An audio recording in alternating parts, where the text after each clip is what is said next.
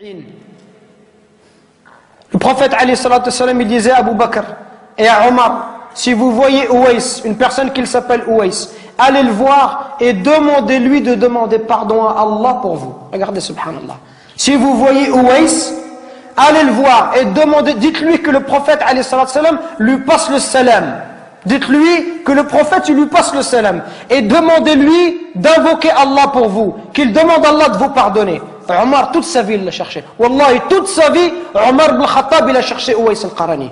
Il l'a vu à la fin de son califat, quelques années avant de mourir. Quand il l'a vu, il l'a trouvé.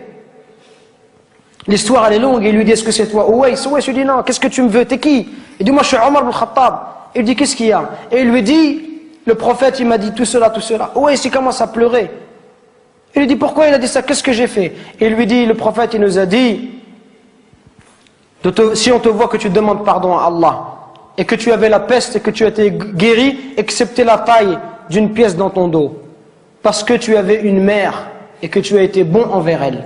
Ouais al-Qarani, à l'époque du prophète, alayhi salatu wassalam, il était croyant. Il n'est pas parti voir le prophète, il ne s'est pas déplacé. Pourquoi? Parce qu'il avait une mère, il ne voulait pas l'abandonner. Il voulait rester avec sa mère, subhanallah. Regardez, il voulait rester avec sa mère, il ne voulait pas la laisser toute seule. Pour ça, le prophète, alayhi salatu wassalam, a été informé par Allah Azza wa Jal que cet homme-là était un homme pieux. Et Omar, il est parti le voir et il lui a dit, et Ouais, il lui a dit, moi, je vais demander pardon pour toi. Toi, tu es Omar ibn Khattab, je vais demander pardon à Allah pour toi. Il lui dit, oui, tu demanderas pardon à Allah pour moi. Pour vous montrer la valeur des parents. Allah, il nous interdit de faire de dire la moindre phrase. Le moindre mot. Fi, ça n'a aucun sens. Ça n'a pas de sens. Fi, c'est une onomatopée. C'est un son. C'est un mot qui est composé de 2 lettres. C'est le mot le plus petit en arabe. C'est pour vous dire que si tu n'as pas le droit de faire à ton père, celui qui fait des phrases entières et qui lui dit tu m'as jamais rien appris, tu m'as jamais rien donné, et qui se plaint, ça c'est encore pire. Regardez, à travers ce dua, on retrouve la miséricorde. Ceux qui bénéficient, qui doivent bénéficier de notre bon comportement et de notre miséricorde, ce sont nos parents en premier, notre père et notre mère. C'est eux qui doivent profiter en premier.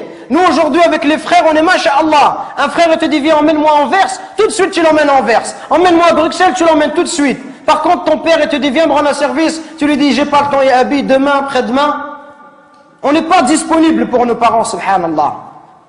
Regardez ce dua. Oh Allah, fais leur miséricorde comme ils m'ont élevé tout petit, subhanallah. Quand tu auras des enfants, tu vas comprendre, subhanallah. Quand ton fils il pleure la nuit, les parents ils dorment pas, peuvent pas dormir, subhanallah. Au moindre bruit de l'enfant, ils se réveillent. Les parents ils sont capables de se priver pour donner à leurs enfants. Ton père, combien de nos parents ils se sont levés, subhanallah, à 5h du matin, à 4h du matin, ils ont fait même 2 travails, exprès pour pouvoir nous donner ce qu'eux ils n'ont pas reçu, exprès pour nous acheter des chaussures Nike ou nous acheter de la marque, pour nous donner ce qu'eux ils n'ont pas connu dans leur enfance, eux qui sont venus à 13 ans ou 14 ans en France. Et nous, subhanallah, on n'est même pas capable de leur rendre tout ça. On doit être miséricordieux avec nos parents. On doit les aimer, leur montrer de l'amour. Quand ils sont vieux, on doit être auprès d'eux, leur accorder du temps. Mais nous, quand on est marié, on préfère notre femme, on préfère nos enfants.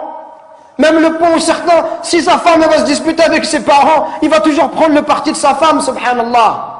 Il va faire des cadeaux à sa femme, mais jamais à sa mère. Il va emmener sa femme, il va jamais emmener sa mère. Pourquoi est-ce qu'on est comme ça? Parce que notre cœur, il est devenu dur. Al-Hassan al-Basri, rahimahullah, le jour où sa mère, elle est décédée, il pleurait. On lui dit, ya Hassan, t'es un imam et tu pleures. Comment est-ce que tu peux pleurer? Il dit, je ne pleure pas parce qu'ils sont décédés, je pleure parce qu'une des portes du paradis est fermée. Et c'est la même chose qu'on doit se dire. Et Wallah, c'est ce que je suis en train de me dire moi-même.